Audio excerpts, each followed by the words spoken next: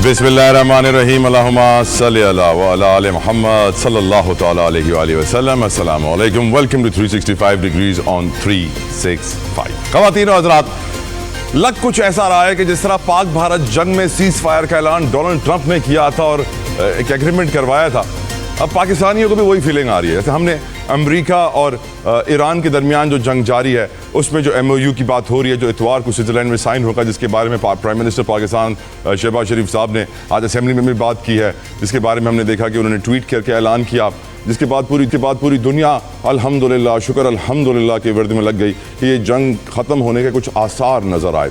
और अब पाकिस्तानियों की दूसरी दुआ ये थी कि या अल्लाह, जिस तरह जंग के दौरान हमारे पेट्रोल की कीमत में 150-150 रुपये का इजाफा हुआ था, उसी तरह ये जंग ख़त्म होने के बाद भी पेट्रोल की कीमत में 150 रुपये की कमी तो होनी चाहिए, क्योंकि इस जंग का ही बहाना बनाया गया था। जंग ख़त्म हो रही है, ऑयल प्राइसेस नीचे जाएंगी, तो अल्लाह करे 150 रुपये की कमी भी पेट्रोल की कीमत में आ जाए, आमीन। उसके पर ही बात करेंगे, लेकिन एट द सेम टाइम हम ये जानते हैं कि अभी चीज़ें फाइनलाइज हो रही हैं। कतर इन्वॉल्व है, इजिप्ट इन्वॉल्व है, पाकिस्तान इन्वॉल्व है, यकीनन ये सारे मुल्क सालसी का किरदार अदा कर रहे हैं। स्विट्ज़रलैंड में साइन होगा, लेट्स सी ये फ्राइडे को हो जाए, अल्लाह करे। लेकिन ये हमें मालूम है कि अब हतमी शक्ल इसको दी जा रही है। वजूहात तो वाजे हैं, एवरीवन नोज अबाउट इट। हम कब से डिस्कस कर रहे हैं, नवंबर में इलेक्शन है अमेरिका के अंदर, डोनाल्ड ट्रंप को अपने इलेक्शन में इज्जत बचानी है, ये एग्रीमेंट होना बहुत ज़रूरी है। इस जंग से निकलना उसकी सियासत के लिए बहुत ज़रूरी है, वरना न वो अपने मिड टर्म इलेक्शन में बच पाएगा, न वो आगे कभी सियासत कर पाएगा। पार्टी को अलग नुकसान, पॉपुलैरिटी, वोट बैंक, सारे प्रॉब्लम्स ट्रंप के सामने खड़े हुए हैं। और ईरान ने वाजे कर दिया है $300 बिलियन अदा करने होंगे तामीर नौ के लिए। ईरान ने वाजे कर दिया है फ्रीज एसेट्स खत्म करने होंगे, सैंक्शंस खत्म करने होंगे। अल्लाह करे सैंक्शंस खत्म हो, जिससे पाकिस्तान ईरानी सस्ता तेल, सस्ती गैस, सस्ती बिजली भी हासिल कर सके। ये भी पाकिस्तानियों की तीसरी दुआ है, अल्लाह ताला रहम करे। साथ साथ आज के प्रोग्राम में हम बात करना चाहते हैं बजट के हवाले से। मैं अपने सहाफ़ती करियर का आगाज़ मैंने कारोबारी ख़बरों से किया, स्टॉक मार्केट के प्रोग्राम से किया, और मैं बिज़नेस न्यूज़ को काफ़ी गौर से, करीब से, कई सालों से देखता आया हूँ। और मैं आपको ये बताया था पिछले प्रोग्राम में भी कि बजट एक आदाद व शुमार का गोरख धंधा है। जो लोग मेरे शहर कराची की आबादी को सही से गिन नहीं सकते, जो लोग बेसिक डेटा जमा नहीं कर सकते कि कितने लोग रहते हैं कराची में, उनसे आप तवक्को कर रहे हैं कि वो मुल्क की गुर्बत, मुल्क की बेरोज़गारी, मुल्क की महंगाई, कितने गधे, कितने घोड़े, कितने खच्चर, ये हमें गिन के बताएंगे। तो ये मुझे बात समझ में नहीं आती। इनफैक्ट मैं समझता हूँ कि अब बजट के अंदर ठोस इक़दामात लेना ज़रूरी हैं, क्योंकि जब तक हमारी हुकूमत हर साल 1000 अरब उधार लेकर सरकारी बाबुओं की तनख्वाहें अदा करती रहेगी, तब तक तो हमारे मुल्क आगे कभी नहीं बढ़ेगा। हम कर्ज़ों के दलदल में फंसे रहेंगे। जिस तरह आज हमने देखा सईद गनी साहब सिंध के वज़ीर हैं, उनका बयान बड़ा चल रहा है कि मेरे इदारे के अंदर 20 अरब रुपए की करप्शन हुई है, मुझ पर बड़ा दबाव है, लेकिन हम उनको सज़ा दिलवाएंगे। जब तक ऐसे लोगों को सज़ाएँ नहीं होंगी, जब तक 2013 से बंद स्टील मिल जिसकी तनख्वाहें जारी हैं 16 अरब रुपए हर साल, वो बंद नहीं होंगी, जब तक नेशनल हाईवे अथॉरिटी के 300 अरब का सालाना नुकसान ख़त्म नहीं होगा, शायद उसको FWO में जम कर देना चाहिए, फिर वो नुकसान ख़त्म हो जाए, तब तक मैं नहीं समझता पाकिस्तान की मईशत आगे होगी। बजट किसी गरीब के लिए तो है ही नहीं, बजट सिर्फ अशराफिया के लिए है। जिनकी तनख्वाहें 5 लाख से ऊपर हैं, वो बजट के ऊपर नज़र डाल सकते हैं कि उनका टैक्स स्लैब चेंज हुआ है या नहीं हुआ है, या फिर उनके बिजनेस की पॉलिसीज़, टैक्सेशन पॉलिसीज़ चेंज हुई है। गरीब आदमी बजट से दूर रहे तो अच्छा है। और आखिर में प्रोग्राम में बात करना चाहूँगा PTI के हवाले से। हम ये जानते हैं कि इमरान खान साहब का फिर से इलाज हुआ है, उनको हॉस्पिटल लाया गया है, बताया गया है कि 5वीं डोज उनको दी गई है उनके आँख के इलाज के लिए। अल्लाह ताला उनको शिफा दे। At the same time social media पे खबरें गर्दिश कर रही हैं, डील हो गई है, कोई मुलाकात हुई है, खुफिया मुलाकात हुई है, कोई बड़ी ऑफर हुई है, नहीं हुई है, क्या हुआ है, हम जानने की कोशिश करेंगे। गुफ्तगू का आगाज़ करना चाहूँगा, मैं मज़ीद इंतज़ार नहीं करवा सकता अपनी मौजूद मेहमानों को। मौजूद हैं सैयदा शहला रज़ा साहिबा, नीड्स नो इंट्रोडक्शन, पाकिस्तान की नामवर सियासतदान, हमेशा सच और हक की बात करती हैं। अस्सलाम वालेकुम वरहमतुल्लाह, बहुत शुक्रिया मैडम आपके वक्त के लिए। मेरे साथ प्रोग्राम का हिस्सा हैं मिर्ज़ा इश्तियाक बेग साहब फ्रॉम PMLN, वो भी किसी तारुफ के मोहताज नहीं है, पाकिस्तान की बड़ी नामवर शख्सियत हैं। बेग साहब अस्सलाम वालेकुम, thank you for your precious time sir. और अजहर सिद्दीक साहब भी मेरे प्रोग्राम का हिस्सा बनेंगे फ्रॉम पाकिस्तान तहरीक इंसाफ, बहुत शुक्रिया अजहर साहब आपके वकील। गुफ्तगू का आगाज़ शहला साहब आपसे करना चाहूँगा। मैडम, बहुत खुशी का दिन है, हमें यकीनन फ़ख्र है कि पाकिस्तान ने जो सालसी का किरदार अदा किया अमेरिका ईरान जंग को ख़त्म कराने के लिए, MOU तक पहुँचने के लिए, ईरान ने डट के मुकाबला किया है। आपकी नज़र में ये जो बातें हो रही हैं एग्रीमेंट की, ये टेम्परेरी होंगी, परमानेंट होंगी? क्योंकि बहुत सारे लोगों की ये राय है कि ये मिड टर्म इलेक्शंस के लिए टाइम बाय कर रहे हैं डोनाल्ड ट्रंप। दिसंबर के बाद जनवरी में नया साल आते ही वो दोबारा जंग का मौसम छेड़ देंगे, क्योंकि नेतन्याहू राजी नहीं है, इजराइल राजी नहीं है, और इजराइल नहीं चाहता ये एग्रीमेंट हो, लेकिन डोनाल्ड ट्रंप ने अपनी सियासत बचाने के लिए तज्जियाकारों के मुताबिक इस एग्रीमेंट की तरफ वो बढ़ रहे हैं। मैडम, आपकी नज़र में ये एग्रीमेंट देरपा होगा, टेम्परेरी होगा, परमानेंट होगा? क्या असरात दुनिया पे होंगे और क्या इस एग्रीमेंट से हमारे यहाँ पेट्रोल की कीमत में 150 रुपये कमी आएगी शैला साहिबा? देखिए, अगर देखा जाए तो जो आपकी सारी बातें हैं वो आपने खुद ही करी भी हैं, और इंट्रो में भी आपने जो है वो सारा इसका जवाब दिया। अब ये जो पेट्रोल वाला सवाल है ये मुझ पे आया है तो लेकिन सवाल बात ये है कि ये एक ऐसी जंग थी जो अमेरिका में इंतहाई गैर मकबूल थी, और इसके साथ साथ क्योंकि अमेरिका ज़्यादा फोकस होता है, इजराइल के अंदर भी इसके लिए इंतहाई नापसंदीदा जज्बात थे, और ये हमने देखा कि गैर मकबूल जंग थी जिसको हम समझते हैं, पूरी दुनिया समझती है कि ठीक है खामेनी साहब का और कुछ लोगों की शहादत हुई, लेकिन शहादत तो महराज होती है मोमिन की, लेकिन वो अमेरिका की जो एक इसके पीछे एक नैरेटिव था कि वहाँ पे रजीम चेंज करनी है, वहाँ पे सब कुछ करना है, वो उसने कुछ हासिल नहीं किया। और एक तज्जिया ये भी है कि एशिया में जब भी अमेरिका ने एंट्री दी है हमेशा नाकाम रहा है। तो बहरहाल ये तो एक अलग बात थी। अब जहाँ तक बात है, देखिए पाकिस्तान का बेहतरीन किरदार रहा सफारतकारी में, और आर्मी और कह सकते हैं सिविल सफारतकारी भी हुई और सब हुई, और ठीक है, लेकिन ये सफारतकारी भी जहाँ तक पहुँची, और वो हम ये समझते हैं कि ईरान का हम पर बहुत एतमाद और हमारी जो एक जंगी हिकमत अमली रही पिछले साल मई में वो सब में नुमायाँ रही, लेकिन इन सारी सफारतकारी का हमारी मईशत से कोई ताल्लुक़ नहीं है। हमारी मईशत जो है ना उसकी परवाज़ ही नहीं है। जैसे 14% पे इन्वेस्टमेंट रुकी हुई है, 70 to 80% इन्वेस्टर्स जो हैं वो उन्होंने अपनी जो इन्वेस्टमेंट है उसको लेट कर दिया है।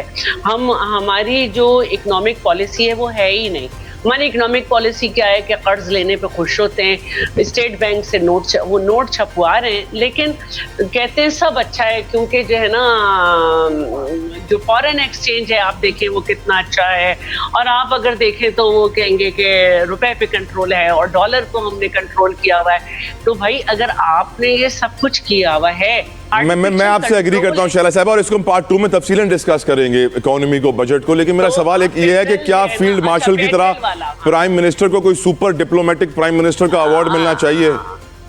आई थिंक नो। ठीक है, अब जो आपकी बात है मैं मानती हूँ कि देखिए फील्ड मार्शल का एक अपना काम है, लेकिन ये हमारी जितनी भी अच्छी सिफारतकारी रही, लेकिन इस दफ़ा हमने बुनियाद रखी सिफारतकारी की, इससे आप हट नहीं सकते।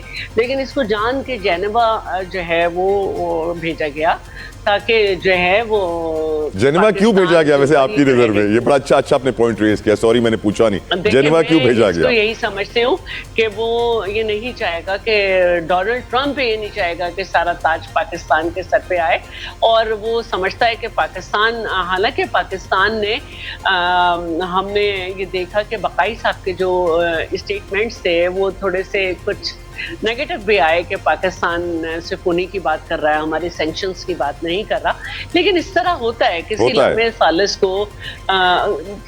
सालिस को जो है वो किसी का साइड भी लेना पड़ता है क्या? बिल्कुल ठीक। लेकिन इस सालिसी की बुनियाद हमारे मुल्क में डली, हमने इसमें बहुत अपना किरदार अदा किया। पेट्रोल पे आ जाती हूँ, जल्दी से मैडम कंप्लीट कर लें। देखिए, जब खित्ते की सूरत हाल में यूँ तो खित्ते के तमाम ममालिक मुतासर हुए, लेकिन पाकिस्तान सबसे ज़्यादा मुतासर हुआ। दूसरे ममालिक ने तो ये किया कि हुकूमतों ने बोझ उठाया, लेकिन पाकिस्तान ने अवाम पे बोझ डाला। ठीक है, और मज़े की बात यह है कि लेवी भी बढ़ती रही। अच्छा, पेट्रोल की शॉर्टेज बात में हुई, पहले से पेट्रोल कंपनियां जो थी ना उनको भी मौका दिया कि आप 130 अरब आवाम से निचोड़े।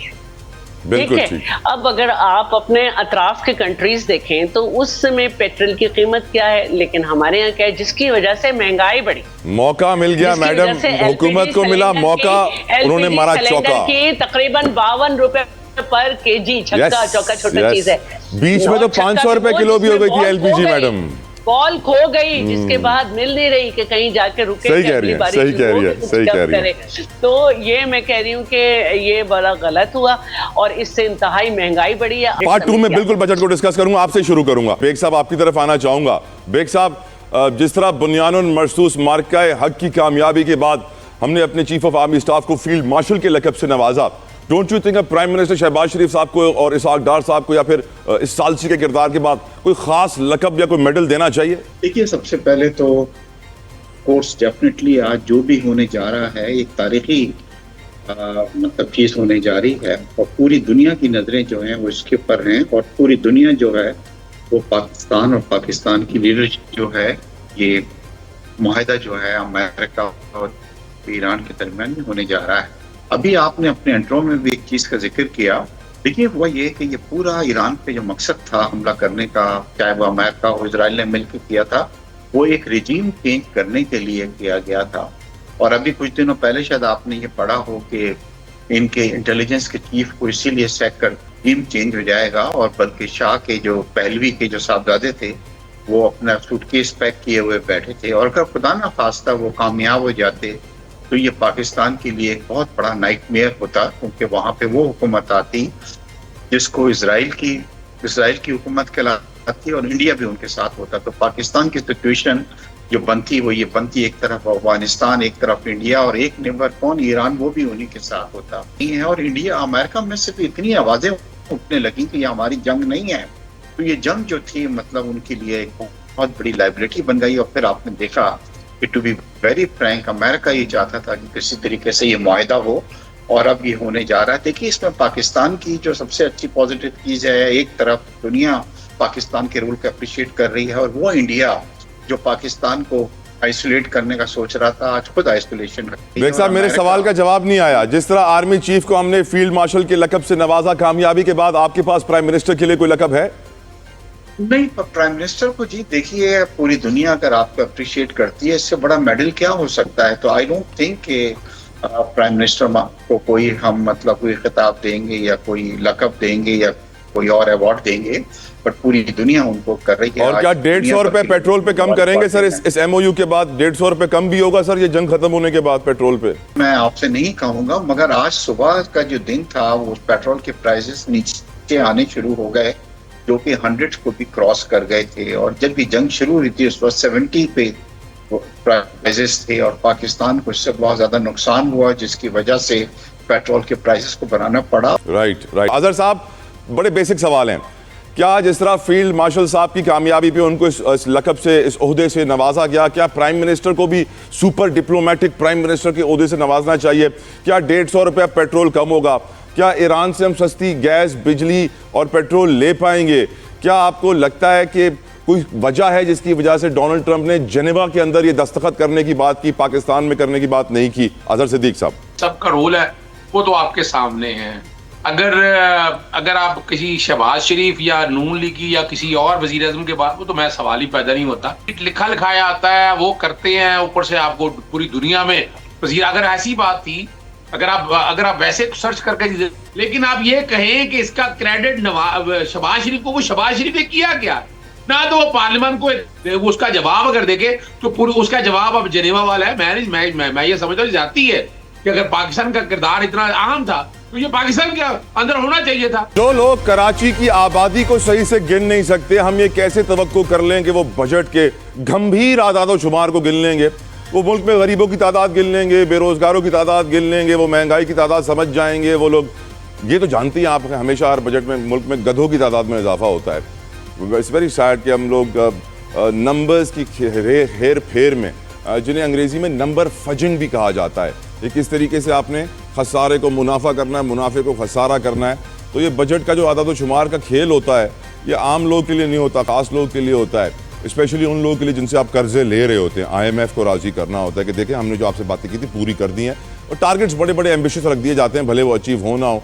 लेकिन पिछले साल आपको मालूम है मैंने 1200 अरब रुपए पेट्रोलियम डेवलपमेंट लेवी में आपने दिया, 600 अरब रुपए तनख्वाहदार तबके ने इनकम टैक्स दिया, और बाकी सारे आपको मालूम है IPPs हों, दूसरे पावरफुल सेक्टर्स हों, उनको तो रिलीफ मिलता ही रहता है। लेकिन इस बजट के बारे में मैं शैला साहबा आपसे गुफ्तगू करूँगा। आपने यकीनन बहुत अच्छी तकरीर भी की है, लेकिन मेरा एक सवाल है कि आपको नंबर्स पे यकीन आता है। और मैं आपको एक एग्जांपल भी देता हूं, मैं ये बातें क्यों कर रहा हूं। वर्ल्ड बैंक जब आपके मुल्क में गुर्बत गिनता है वो कहता है 47% है, आपकी हुकूमत गुर्बत गिनती है कहती है 29-28% है। मुझे तो बजट के आदाद शुमार पर एतबार इसलिए नहीं है क्योंकि हमारे यहाँ बहुत आसान तरीके से इंफॉर्मेशन मैनिपुलेशन की जाती है जिसके हम बखूबी वाकिफ़ हैं। Everyone knows it in Pakistan.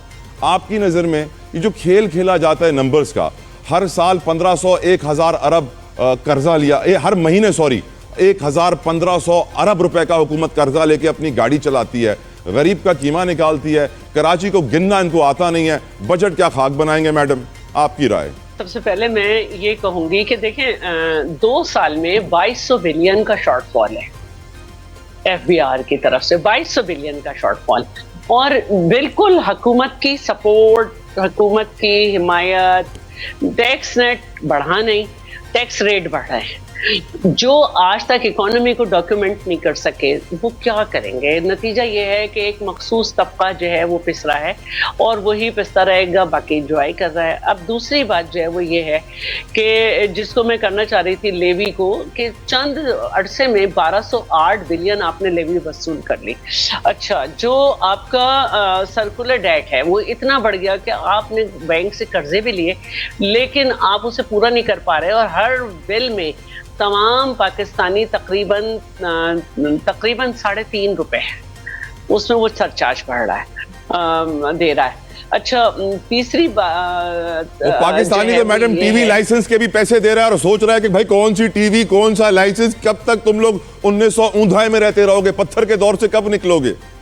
अच्छा, अब आइन में ये मौजूद है कि अगर वफाक को ज़रूरत हो तो सूबों से वो कुछ पैसे ले सकता है, तो वो उसके हिसाब से जो सूबों से पैसे लिए, जिसमें बलूचिस्तान से नहीं लिए, लेकिन वो पैसे भी इतने नहीं हैं कि जितने का IMF जो है वो नुकसान कर चुका है। तो एक तो बात ये है। दूसरी बात जो आपने की और मैंने अपनी स्पीच में एक सेक्टर, ज़राअत, सर्विसेज, इंडस्ट्रीज और एक सेक्टर, इवन ये कि आपने कहा कि गधों की तो तादाद बढ़ जाती है, गधों की तादाद बेशक बढ़ी लेकिन उसमें भी जो एनिमल ग्रोथ का एक आपकी रेट था, परसेंटेज थी, आप उसे नहीं टेस्ट कर सके। ज़राअत में तो आप 50% रहे। आप ये देख लीजिए कि ज़राअत में भी आपने टारगेट अचीव नहीं किया। अब यही देख लें कि गंदम जो है इस वक्त उसका सीज़न है और इस वक्त गंदम जो है वो 11.08% उसको आपने महंगा कर दिया। अच्छा, दूसरी बात जो है, आपने कर्जा इतना ले लिया। मैंने सारा ये बताया था कि गुर्बत जो है ना, आपने भी कहा कि 47%, तो 47% तो लोग गरीब हैं, लेकिन 29 जो दी है शरह, ये गुर्बत की लकीर से नीचे। मैडम, एक नंबर आपकी इजाजत से एक आपके सामने रखना चाहता हूँ। हुकूमती आदादो शुमार के गोरख धंधे के मुताबिक जो शख्स महीने में 8,483 रुपए खर्च करता है या दिन के 300 रुपए खर्च करता है, उसका शुमार गरीबों में नहीं होगा। कैन यू बिलीव इट कि हमारी हुकूमत क्या पत्थर के दौर में रह रही है या अभी तक ट्यूबलाइट इस्तेमाल कर रही है? मैडम, मैंने अभी थोड़ी देर पहले आपसे कहा कि LPG पे पर किलो पे तकरीबन 52 रुपए बढ़ गए, ठीक है।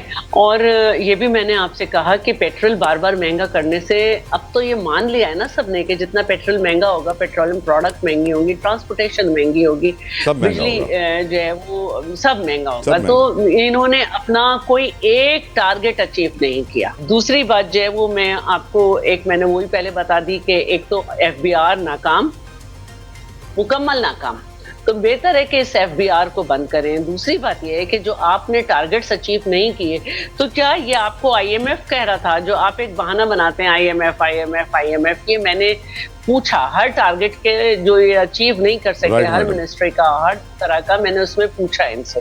और मैंने पहले ही आपको बताया कि लोकल इन्वेस्टर भी नहीं और एक्सपोर्ट में तो इन्हें दिलचस्पी यानी 50% उसके ऊपर टैक्स कर दिया है, उसको टैक्स रिफंड भी नहीं होता है, कुछ भी नहीं होता है। तो मुझे नहीं मालूम कि इन्होंने जो कमिंग बजट दिया है, बस अभी मैंने एक प्रेस कॉन्फ्रेंस देखी जो कि हमारे फतेहुल्ला साहब हैं वो कर रहे थे कि जी, जी। बलूचिस्तान में जो फ्लड से लोगों के घर वगैरह बह गए, तब जो नुकसान हो गया था, तो वो तो पार्टी में भी कह रहे थे कि मैं अपनी पार्टी के अंदर धरना दूंगा कि अगर इस पे आपने आगे बात नहीं की। Right, तो वो madam, बात right, की है madam. तो हुकूमत ने मानी है। बाकी कराची बेग के साहब लोग बहुत सबर कर रहे हैं हुकूमत का आपकी वजह हिस्सा से, वो हैं। बिल्कुल खामोश बैठे हुए हैं बेग साहब, वरना बेग साहब को अगर मैं इतना इंतजार कर रहा हूँ तो मुझसे नाराज हो जाते हैं वो। बेग साहब मेरे भाई हैं छोटे, हमारे भी ठीक बहुत है? बड़े, हमारे भी बहुत। अगर आपकी इजाजत हो तो बेग साहब को टाइम दे बिल्कुल दूं। चले। बेग साहब, बजट पे तो आप जितना कहें मैं बोल सकती हूँ। आई नो चले, ओके। हर चीज पे माशाल्लाह से। बेग साहब एक बड़े बिजनेसमैन भी हैं ना, वो इतने बड़े इंडस्ट्रियलिस्ट भी हैं, एम्बेसडर भी हैं, ऑनररी पॉलिटिशियन भी हैं, और भी बहुत कुछ है जो मैं अभी नहीं बताना चाह रहा। बेग साहब, बड़ा सिंपल सा सवाल है, हमारी हुकूमत उसको गरीब मानती है जो महीने में 8,483 से कम खर्च करता है। हमारी हुकूमत उसको लिटरेसी रेट में नहीं लेकर आती, उसको पढ़ा लिखा नहीं कहती, जो अपना नाम नहीं लिखना जानता। जिसने अपना नाम लिखना सीख लिया वो भी पढ़े लिखों में शुमार होता है। क्या आपको यकीन है कि हमारी हुकूमत FBS, इदारा शुमारियात, मिनिस्ट्री ऑफ फाइनेंस और ये सब जो नंबर्स का गेम खेलते हैं, आपको लगता है वो गेम पाकिस्तान के हक में है, या वो गेम सिर्फ एलीट के लिए खेला जाता है, IMF के लिए खेला जाता है और बाकी सब के लिए इट्स नंबर फजिंग? देखिए, आपने भी अभी अपने कन्वर्सेशन में ये चीज कही कि ये तमाम जो है बजट जो अनाउंस किया जाता है, इसमें जो फिगर्स होती मैंने सुना है, और ये भी चीज आपको पता है कि जब आप IMF के मुआहदे में होते हैं तो ईच एंड एवरी फिगर जो होती है वो उसको वेरीफाई करता है IMF और वर्ल्ड बैंक तमाम। तो एक तो ये हम नहीं कर सकते कि अपनी मर्जी से हम ये बतला दें कि जी ये फिगर आई है। और इस बार हमारा जो कलेक्शन रहा है ताहा साहब, वो हमने 13.6 ट्रिलियन, और अब जो नेक्स्ट बजट है उसमें 15.2 ट्रिलियन की। तो जो भी ये कहता है कि लोग टैक्स नहीं पे कर रहे हैं, बिजनेसमैन टैक्स नहीं पे कर रहे हैं, मेरे ख्याल है गलत है। क्योंकि और ये जो बनता है टैक्स हमारा, इस वक्त हम 10% ऑफ आवर GDP से ऊपर पहुंच गए हैं। हमारे रीजन के जो दूसरे कंट्रीज हैं उसका भी GDP और टैक्स का जो रेशो है वो ये है। तो पॉजिटिव चीजें। देखिए, दूसरी बात मैं आपको एक चीज बताऊं कि जिन हालात में ये प्राइम मिनिस्टर का 5वां बजट था, मगर सबसे ज्यादा मुश्किल बजट था, ये पेश किया गया। $55 पर बैरल पे हम खरीदते थे, आपको पता है 100 से ज्यादा क्रॉस कर गया। हमें $8 बिलियन इस बार ऑयल की इंपोर्ट के पर ज्यादा पे करना पड़े। और अभी भी जो बजट बनाया गया था वो हमने $100 पे बेस करके बनाया। कल को खुदा न खास्ता 120 या 110 पे जाता है तो हमारे चैलेंजेस बढ़ जाएंगे। पर अगर सस्ता होगा तो आप लोग बचा लेंगे अपने लिए। पहले आया है। मेरा एक सवाल बेग साहब, मेरा एक सवाल, आपके ड्राइवर की तनख्वाह क्या है? सर मेरे देखिए ना, बड़ा आसान सवाल है, घुमाइएगा नहीं सर। ड्राइवर की तनख्वाह बताइए। देखिए, प्राइवेट सेक्टर और देखिए, मेरा एक बेसिक सवाल है बॉस, आप माशाल्लाह से बहुत समझदार हैं। 40,000 तो होगी ना सर? बड़ी गाड़ी है, उसकी तनख्वाह 40,000 तो होगी बेग साहब, मैं आंखें बंद करके बोल सकता हूँ। क्या आप उसको गरीब समझते हैं या रईस? नहीं, मैं तो डेफिनेटली उसको रईस नहीं समझता। मैं सोचता हूँ वो है, बट शहरों की सैलरी को आप प्लीज गांवों की सैलरी से अपना नहीं कंपेयर करें। गांव के अंदर जो होता है वो खुद ही खेती बाड़ी करते हैं, अपनी खुराक उगाते हैं, अपनी जमीन होती है पूरी। फिर ये हुकूमत एक ही रेट के ऊपर पूरे पाकिस्तान में कैसे गिन लेती है sir? Poverty rate, literacy rate, मेरा प्रॉब्लम ये है सर। में गुजारा कर रहा होता है। शहर की बात इस थोड़ी डिफरेंट होती है। एक आदमी जब अपना गांव छोड़ के अपना वो छोड़ के आता है यहाँ पे, तो डेफिनेटली उसकी जो है, आई एग्री सर, गांव में ना बिजली है, ना पानी है, ना गैस है, तो उनके तो बिल्स खत्म हो जाते हैं ना सर। वो तो बेचारे लकड़ी जला के ही जिंदा हैं अल्लाह के नाम के ऊपर। मैं आपसे एग्री करता हूँ, गाँव में तो क्या खर्चा होगा, पेट्रोल भी नहीं लेना पड़ता। अजहर साहब भी वेट कर रहे हैं बेग साहब। अजहर साहब, मुझे बताइए, ये जो बजट का गोरख धंधा है हमारे मुल्क में, जिस तरीके से जो बंदा अपना नाम लिख सकता है उसको पढ़ा लिखा कह दिया जाता है, जो महीने में 8,500 रुपए खर्च कर रहा है उसको गुर्बत की लकीर से ऊपर ले जाया जाता है, मिडिल क्लास में। ये जो इदारा है शुमारियात और बजट में आदादो शुमार का गोरख धंधा है, ऑप्टिक्स के लिए, IMF को खुश करने के लिए, इस पर आपकी राय हुजूर? देखिए, 2-3 चीजें हम सबको समझना बड़ा जरूरी है कि पाकिस्तान के अंदर जितना जो जुल्म और गरीब आदमी के साथ होता है, मैं पहले छोटी सी बात, आज नादरा का केस लगा हुआ था। ये बेचारा गरीब आदमी जो है ना, ID कार्ड बनाना हो तो उसको महीने लगने हैं, और जो बाबू आदमी है, एग्जेक्टिव आदमी है, वो 1500 रुपए देगा, 3000 देगा, आईडी कार्ड बना के चला जाएगा। ऐसा ही है। अच्छा चले आगे चले, फिर गरीब आदमी के साथ जुल्म क्या है कि 6 लाख रुपए के ऊपर आपको इनकम टैक्स नहीं देना। लेकिन यहाँ क्या है, यहाँ बिजली पे भी आपको सेल टैक्स देना है, बाकी चीजों को भी सेल टैक्स देना है, ठीक है ना जी। और इतना जुल्म और ज्यादती है कि अगर उससे आगे चले आप, एक मोटरसाइकिल वाला जो है, एक मोटरसाइकिल वाला जो है वो अपना 2 लीटर रोजाना का पेट्रोल खर्च अगर करता है तो तकरीबन 250 रुपए जाता है उसका PDL। ये जगह टैक्स है, ये जुल्म है इसके साथ। और वो महीने का 7,000 रुपया, साल का 1 लाख रुपया, और 2,000 रुपया जेबों से डाका डाल, यानी बेवकूफ बना रहे। पूरी खित्ते में पेट्रोल की कीमतें कम है, लेकिन हमने ये जगह टैक्स, और मैंने चैलेंज किया है, कोई जवाब नहीं है किसी के पास। मेरे एक दोस्त का मुझे फोन आया, तकरीबन 1.5 लाख रुपया एक और 2.5 लाख रुपया एक, ये तकरीबन जुर्माने हैं जो सारे तो उनको देने पड़ने हैं। जरा याद रखना, जरा समझना। अब आए ये जो बजट में बेवकूफ बनाया, आपको क्या रिलीज दी आपने? अच्छा कह रहे हैं कि आपने सैलरी बंदे को रिलीज दे दिया, जरा इन टर्म ऑफ पैसे उठाए और PDL और इनडायरेक्ट टैक्सेस से देखिए आपने जुल्म क्या कर लिया। आपने बजट अपना जितना भी वसूल कर रहे हैं और कितना जुल्म और ज्यादती कर रहे हैं, तो फिर पीपल्स पार्टी इससे पीछे नहीं हट सकती। माजरत के साथ पीपल्स पार्टी इस हुकूमत को खड़े करने वाली है। खाली बातें करके नहीं चाहते हम। आप बताएं क्या किया, यानी इस मुल्क में शख्सियत आती रहेगी। आज आपको पता है सुप्रीम कोर्ट के अंदर पहले तो वकीलों में दाखिले पाबंदी थी, AR को निकाला, धक्के मार के निकाला ना वहां से, आज सहाफियों को भी निकाल दिया सुप्रीम कोर्ट में से। पहले मैं बोला करता था कि पाकिस्तान तरीके से आपके साथ जुल्म हो रहा है, कि उसके बाद वकीलों के साथ होगा, सहाफियों के साथ, आम आदमी के साथ।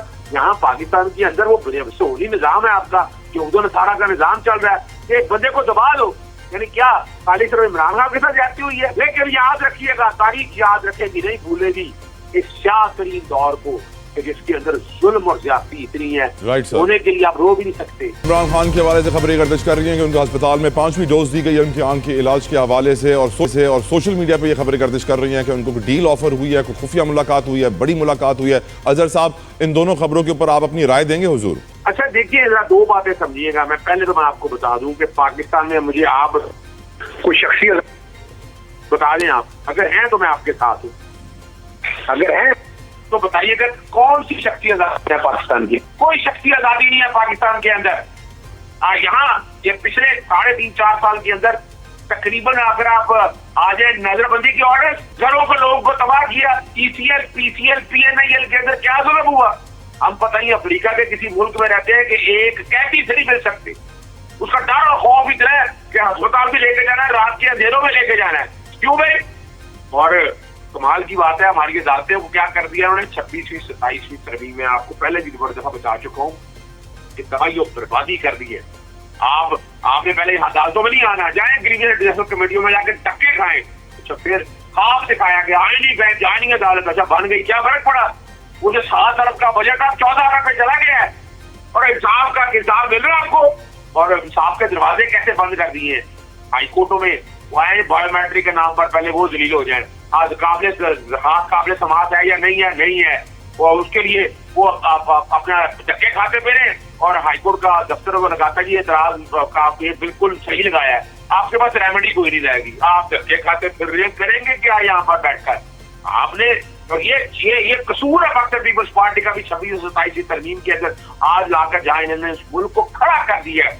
और बड़ी जबरदस्त बात बताऊं, 76,000 सिर्फ रेटे वगैरह दरखास्तें करेंगे, लाहौर हाईकोर्ट में बताने लगा हूँ 1,76,000 एतराज़ात हैं, और ये इसी तरह का अजहर साहब मैं आपके पास वापस आ रहा हूँ, वापस आ रहा हूँ। शैला साहिबा के पास वक्त कम है, उनका लिंक एक्सपायर होने वाला है, मुझे उनकी राय लेनी है, मैं आपके पास वापस आ रहा हूँ अजहर भाई। अच्छा चले बच्ची को क्या छल्ली कर दिया वो दिखाने के लिए, वो घर पहुंच गया, और क्या कर लेंगे वहां पर? तुम्हें अपने बंदों को पकड़ के जिस तरह उसको मारा था, तो जिन बंदे ने गोलियां उसी तरह उनको भी मार देना चाहिए था, तब ये समझ आती है बात। लेकिन नहीं, तला साहब ये जो है ना, जो ये क्योरेबल नहीं रह गया, यानी आपने एक आम आदमी की लाइफ की 70 तकरीरन कर दी है, उसे सांस लेने के लिए जगह नहीं है।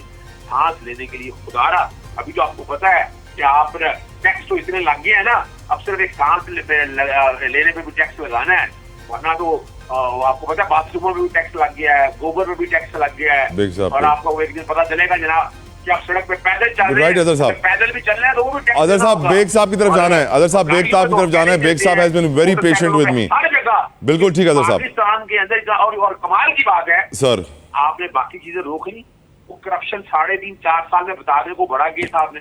बिल्कुल सही कह रहे हैं, बिल्कुल सही कह रहे हैं, बिल्कुल सही कह रहे हैं। वो मुझे सिंध के वजीर सईद गनी साहब का बयान याद आ गया कि 20 अरब की मेरे इदारे में करप्शन हुई है और मुझ पर दबाव है कि मैं उनको छोड़ दूं। चल रहे हैं। अच्छा जी प्रोजेक्ट बना, अच्छा कैंसर अस्पताल, बड़ी जबरदस्त बात बताओ, कैंसर अस्पताल पंजाब का बनाना है, वो 52 अरब का तो सुनने हैं, वो 72 अरब पे चला गया।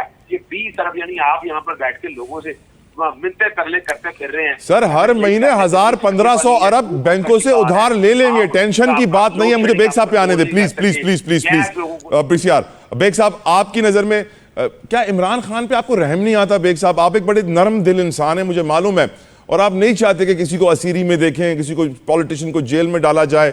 Don't you have any sympathies for him? Don't you think it's time कि ये प्रॉब्लम भी अब खत्म किया जाए? लेकिन ये लगता है हड्डी फंस गई है गले से, ना नीचे जा रही है ना ऊपर आ रही है। बेग साहब, योर ओपिनियन?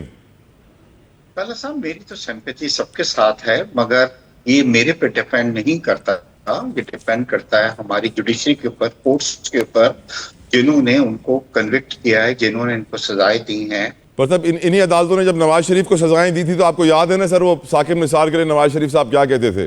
हाँ जी, और 190 मिलियन का भी जो कहते हैं पाउंड का जो केस है, वो उसके अंदर उनको सजाएं हुई हैं। और दूसरा, आपने खुद ही मुझे याद दिलाया इस वक्त कि जब अमेरिका में उन्होंने कहा था मैं वापस जाके आपके कमरे से कूलर भी निकलवाऊंगा और पंखा भी निकलवाऊंगा, और उस वक्त आपने सर उसने बहुत कुछ कह के आखिर में बाहर भी जाने दिया। आप लोगों ने बहुत कुछ कह के उसको निकलने भी नहीं दे रहे, तस्वीर भी नहीं आ सकती। सर, बहुत फर्क है सर। तो उसके ऊपर क्या है, मगर उनका इलाज वगैरह यहाँ पे हो रहा है।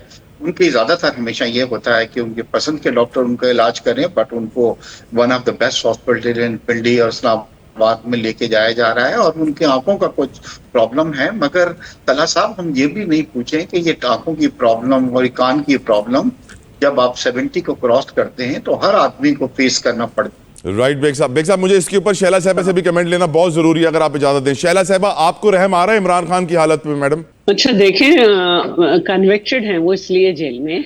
बेग साहब, हम 25 साल से IMF के साथ हैं, और IMF जो है ना वो डॉक्टर है हमारा, और मरीज जो है वो पाकिस्तान है। तो बात यह है कि मैंने पहले भी कहा था कि IMF ने मना नहीं किया FPR को काम करने से, IMF ने मना नहीं किया टारगेट अचीव करने से हुकूमत को। IMF ने मना, मैडम, IMF ने मना नहीं किया कि आप महंगे महंगे जहाज खरीद रहे हैं, कर्जों पे चल रहे हैं। IMF ने मना नहीं किया कि आप कर्जों पे चल रहे हैं, 500% तनख्वाह कैसे बढ़ा रहे हैं। शुक्रिया शैला रजा साहबा, शुक्रिया अजहर सिद्दीक साहब, शुक्रिया इश्तियाक बेग साहब। प्रोग्राम के आखिर में यही कहूँगा कि हम किस तरह भरोसा करें अपने हुकूमती आदाद शुमार पर, जब वो अपने सबसे बड़े शहर की आबादी नहीं गिन सकते, वो और लोग क्या गिनेंगे, और प्रॉब्लम्स को क्या गिनेंगे। हम किस तरह ये तवक्को कर लें कि पाकिस्तान के अच्छे दिन आएंगे, जब पाकिस्तान की हुकूमत कर्जे लेकर अशराफिया को, IPPs को 20-30 अरब डॉलर 2-3 सालों में दे दे और आवाम से उसका खून चूस ले। दुआ करते अच्छे दिन आए, मुल्क में सियासी, मुआशी और मुआशरती इस्तेहकाम हो। आप भी मेरे साथ कहिए आमीन। I'll see you tomorrow. Until then, Allah.